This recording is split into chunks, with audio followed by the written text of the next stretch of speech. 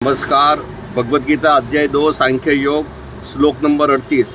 भगवान श्री कृष्ण ने अर्जुन को कहा कि सुख दुख को, फायदे नुकसान को, जीत हार को सम्मान मान के तू युद्ध के लिए जुड़ जा। ऐसे युद्ध करने से तू पाप को प्राप्त नहीं करेगा।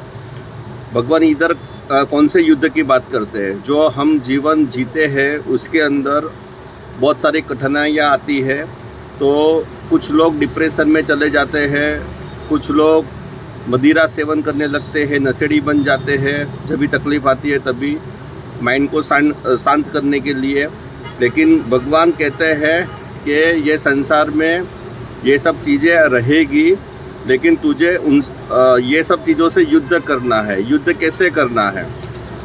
तो सत्य, धर्म और न्याय को साथ में रख के हमें जीवन जीना है। जीवन में जितनी भी विपरीत परिस्थिति आती है वो परमानेंट नहीं रहती है। वो जो दुख के या तकलीफ़ के दिन रहते हैं वो परमानेंट नहीं रहते हैं। तो वो परिस्थिति का सामना हमको हमारे सद्बुद्धि से और सतोगुण से करना है, और उसमें से 100% रास्ता निकलता ही है। हमें हमारे कर्म के साथ धैर्य और भगवान में विश्वास रखना है।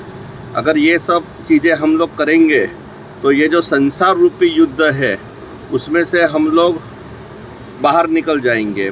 और साथ में भगवान ने कहा कि ऐसा करने से तू पाप को प्राप्त नहीं करेगा, क्योंकि जीवन जीने में बहुत सारे नियम होते हैं। तो भगवान कहते हैं कि जो अपना कर्तव्य कर्म करता है उसे फिर पाप से डरने की ज़रूरत नहीं रहती है, क्योंकि वो अपना कर्तव्य कर्म कर रहा है।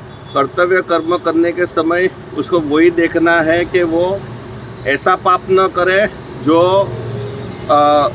जानबूझ के हो, कि किसी को हानि करना, किसी की चोरी करना, झूठ बोलना, मर्डर करना, ऐसा पाप नहीं होना चाहिए।